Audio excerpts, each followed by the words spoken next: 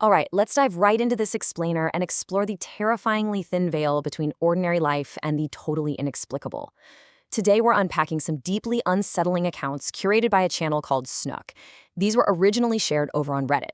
But listen, we aren't just sitting around telling campfire stories here. We're going to actively decode the underlying mechanics of how these terrifying supernatural experiences actually operate.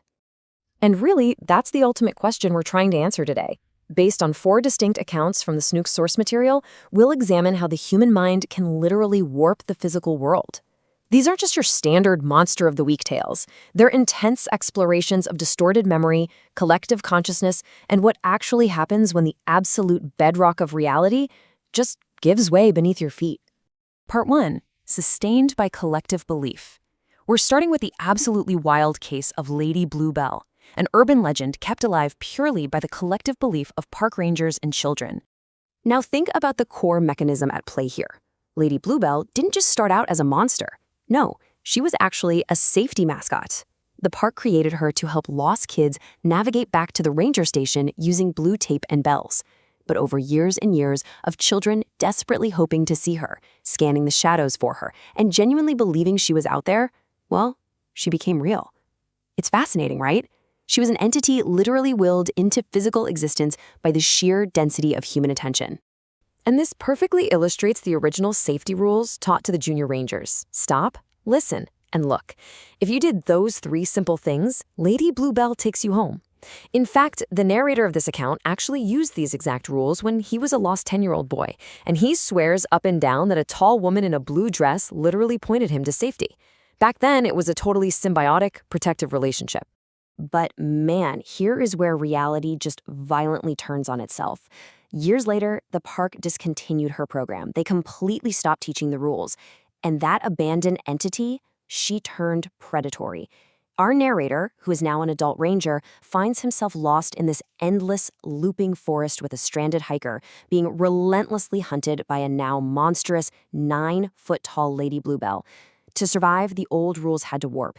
You see, the entity fed on being observed, so to escape her, the narrator literally had to tie wet socks around his eyes and jam moss into his ears. He had to completely blind and deafen himself just to deny her his observation. Okay, moving on to part 2, trapped by occult isolation. Let's see how the world bends when a single, intensely possessive partner uses occult manipulation to isolate her boyfriend. So meet Harry and his girlfriend Lily. Lily was, well, she was incredibly attentive, almost too attentive. She wanted Harry within arm's reach 24/7 and was deeply, deeply jealous of his friends and even his own mother. Feeling totally suffocated, Harry finally initiates a breakup. And as she's walking out the door, Lily drops this line: "Good luck finding anyone else who understands you like I do." I mean, it sounds like standard, bitter breakup dialogue, right? But Harry quickly discovers that those parting words were actually a dark, reality-warping curse. Now, here's where the pure psychological horror really kicks in. It's a terrifying disconnect. Harry goes out with his buddies to tell them he's single again, and he says, "We broke up." But what do they hear? They hear him gushing about how much he loves her. He literally calls his own mother in tears to say they split, and she cheerfully tells him to put a ring on it soon. It's insane. His entire support system physically hears the exact opposite of his cries for help. It is total, engineered, metaphysical isolation. Driven to the absolute brink of insanity by this impossible situation, Harry caves and takes Lily back. But it's only after she moves back in that he uncovers the truth. He finds a previously unseen door right in his own apartment hallway, and inside, a full-blown occult setup. We're talking a triangle of candles surrounding his missing hoodie and toothbrush. He realizes his entire world, everything his friends heard, what his mother said, it was all manipulated by this ritual to force him back into her arms. And honestly, the most chilling part of the whole thing?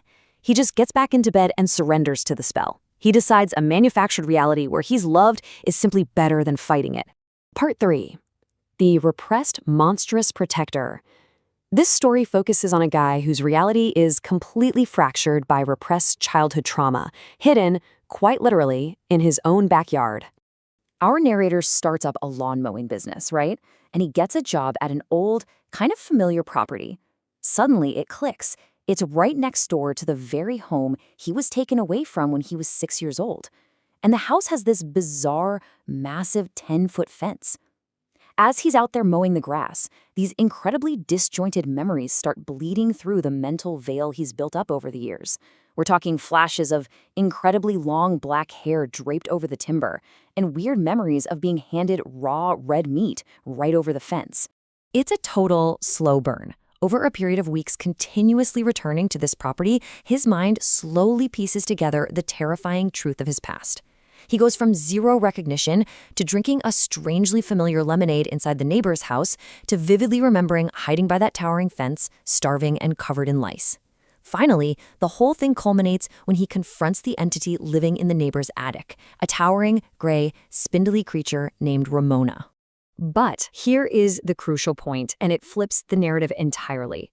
He realizes that his own mother was the true abuser. She starved him, she burned him, she tortured him. That terrifying, towering creature behind the fence, Ramona, she was actually the one secretly feeding him raw meat to keep him alive.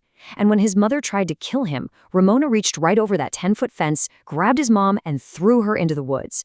So his reality wasn't shattered by the supernatural, it was shattered by having to finally remember the very human evil he barely survived. All right, part 4, Escaping the Metaphysical Void.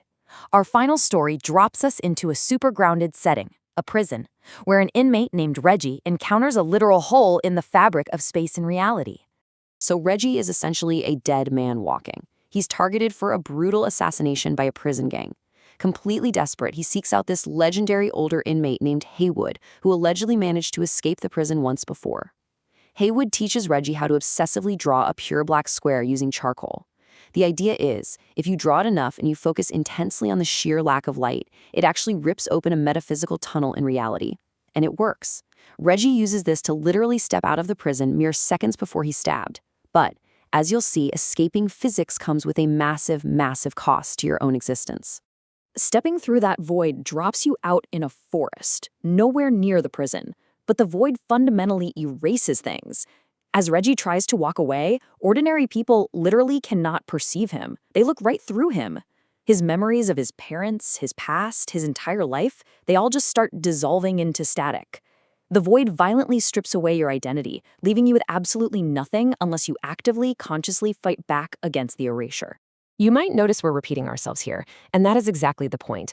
Reggie survives this cognitive erasure by maniacally clinging to one simple, undeniable truth. He just repeats it over and over out loud, reading it directly off a scrap of paper. I'm Reggie. I'm in jail for insurance fraud. He uses this single grounding mantra as an anchor for his mind. Wildly enough, he even willingly walks back into the prison system, accepting his confinement, because holding on to that structured reality is just far better than completely dissolving into the void. Section 5. Clinging to Simple Truths. Let's pull all of these threads together and look at the fascinating parallel ways these deeply different individuals survived their broken realities. Look at the overlap here. Across all 4 of these stories, we see a unifying extreme theme. When the physical world completely breaks down, or when trauma becomes just too immense to bear, your physical tools are useless. Mastering your own human perception is literally the absolutely only weapon you have left.